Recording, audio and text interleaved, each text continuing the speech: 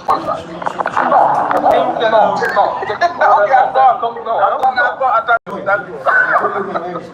I'm done. I've got that point. It's very no. Guys, he succumbed. He clearly succumbed to the powers that he did. He did. No, you cannot expect it. Guys, I think it's definitely. For example, you have said something against the presidency right now. No, I'm not something going on against me. No, you're getting it wrong. You're getting it wrong. When you take criticism, I hope they understand where I'm coming from. They will say, "Did you forget this document?" I'm saying that from a subjective point of view, that is the right thing. I would have done the same thing. This is about the reasonable man. A reasonable man would have said, you know what? If you feel that way, if you feel that it's not official yet, I have to. I apologize for declaring. I apologize for declaring that. That's simple. It's not apologizing to any individual. I think the substance here, we are getting it. Okay, I'm leaving. Thank you. Mr. Sehu, thanks for having you. Having another caller, right? Abdullah BJ, you here with the basin. Now it's your turn. You can on your mic, Mr. Abdullah. Thank you so much. Thank you. And thank you, gentlemen, and all listeners. It's been a very interesting debate. I just wanted to start with where they actually ended. You understand it was in the topic of SFL and the land situation. But don't forget Gallup people. Yeah, I believe, yes, so I thought that was the main topic, but I can see that they've done I know that. What are they what are you why? That's fine, that's fine. Yes. Two points I want to mention, Chilolo. The TDA, the land allocation management of TDA and its policies, the tie up right with the lands policy. It's actually very tied up. So the provisions, there is a gap. And gap of the lack of actual zoning policy that has actually led to unauthorized building and inconsistency in the allocated lands. Why the points you want to make is identified as a technical error in this situation from Mr. Fall's perspective. Because the TDA, what they do is to identify a land. They will request for a development plan, and then so letting our pay, it's usually after approval. So on approval, in my view, when our pay, you should have had the leasing documents also handed over, in which case you should be able to declare it in your assets declaration to make an issue. This one of declare in your assets declaration. But technical error being okay, a very highly educated guy who's a lawyer and very much into legal issues, legal domain. One guy the asset is fully yours to be able to declare it or not. So people are not identifying it, there could be a technical error there. I didn't learn too much into the issue and everything else, but those two areas identify now through the conversation. However, coming back to the real nitty-gritty, they have actually taken the mantle and observe, but also, believing their responsibility, because usually it's a saying that you can never request for your rights without fulfilling your responsibilities. So, and bravo to the young people and everyone else who participated and who actually made a difference yesterday and continue to as well. The respect to be maintained and the identity of Gambia can learn across the world. Because 2016 being the failure was a big lesson that actually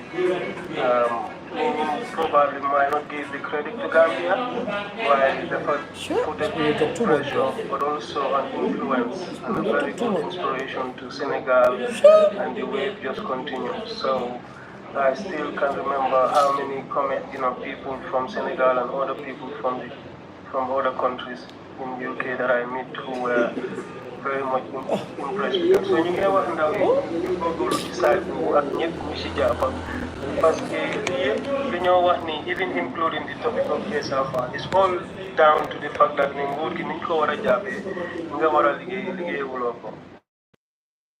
Policy terms, so much reforms you already why like I indicated the last time, it will stem out of the human touch, which is really pure love. Mugel dega chofel dega bursa rew mola jaral mo wara mola jaral nga def li nga xamne wara ko def ko rew waye bala nga mëna am chofel bursa rew you have to start with yourself. So they're gonna ci waxkat bi wax ne Gambia dañ war a change suñu attitude, suñu how we deal with things. And that is the fundamental thing. You have to shift the way we look at things in order for things we look at to change. And that's a very strong saying. We have to grow within ourselves and be authentic. We need to remove the fake veil of who we pretend to be and be honest and really be genuine to who we are. And soon face that fact like with the power of love. Because Nikki so always about reflect on who you are and then you want to thank Allah or God for blessing you with the life that you have. The first thing you must start with is being purposeful. And being purposeful simply means being able to use the tools that you have. Sa xel mi ak sa xol bi mooy two of the most important tools you have ne boo leen using in terms of co-creating. You can move mountains and you start to sell value. Nga dugal real value in yourself. And in connection to your country have a big meaning to you because if you are a microcosmic being of a macrocosmic existence, then you can regard your country as your cocoon, your home, from which you are bred to experience your existence. So for what I'm done for it's a responsibility. Warugalla will give back. And giving back can be in any way, shape or form, as long as it's for the greater good of existence of the people that you're giving back to. And Lolo will certainly stem out of intent, good intent that emanates from love again. So, Kadu are very important. The Kadu, it echoes the sound, which is the frequency we have the more resonate with the people that are listening during that. So, a good intent, you have Kadu, you reflect your hand, the intent. It's a good start for Mona identify some as Gambian. So young person being engaged, three things I would want them to take, with them or keep up with them.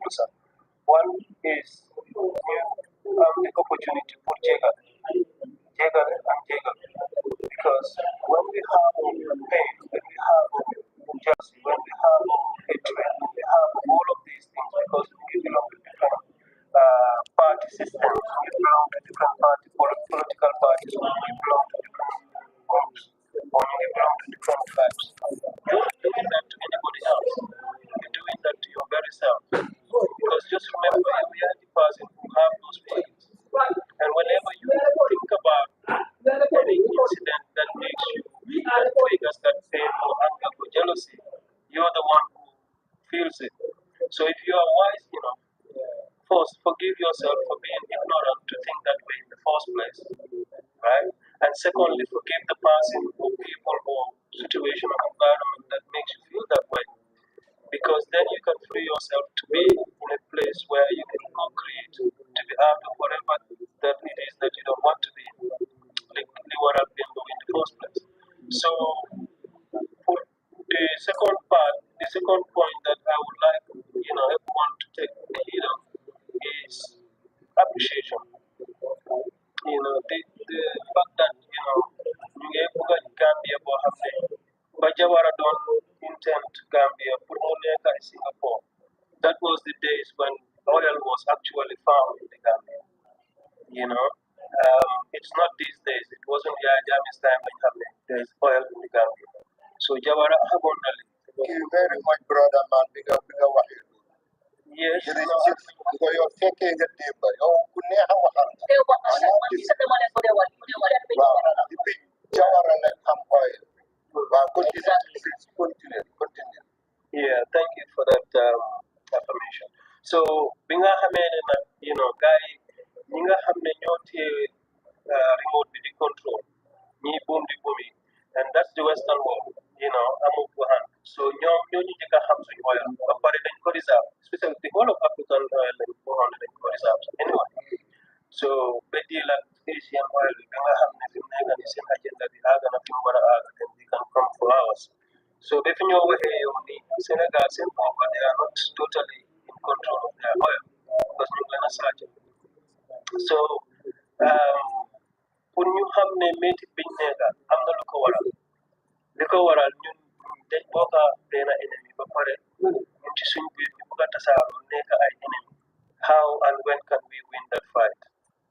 It's never gonna happen. So li nga xam ne dafa important mooy ñu delluwaat the value of the self. Wala nga liggéey réew da nga liggéey sa bopp yow soo mënut a jàkkaarloo sa bopp ne man kat lum tuuti tuuti jël naa benn xalaat bu rafet boo koo xam ne jëriñ na ko te ci biir loolu jëriñ na keneen and just that xalaat is so valuable that it can change a country because creation started from the word. It is the beginning. The word was with God, and the word was God. And then Quran, Iqra wa rabbuka al-akram. So there isn't any difference in this tonality of voice, in the connotation and meaning. So when you are dealing with, giving information and having that self-value imparted in yourself, it's highly valuable for if you connect with the resources that you are blessed with. Ngamulena turn into something else. Why, if we are divided, but then the division is only based on sentiments of someone we love or someone we are close to, or people that aligns with our look or our talk or our voice or our ethnic or whatever it is that you look at to divide you, then you are separating yourself from the wholeness of the Supreme Being. So Gambia, we are blessed with so many things. I have had arguments that I will need to confirm. Personally, I've done so much research over the years. It's to do with resources and how to economically transform Gambia in a heartbeat. With the right tools. And you look at the top of Gambia coming all the way to Banjul. People fu nekk am na lu fa yàlla def loo xam ne you just transform it, industrialize it, and Gambia is in a good shape. They needed to be a big, massive, industrialization either, because we will have sufficient of what we need, and then work towards what we will export. And then you work on really hard to get rid of all these, and put this new technique through these loans and debts and all of the chains that are circled. It's a smart way to deal with it. And we know we've been forced into things, but we've been forced because we are greedy. We are greedy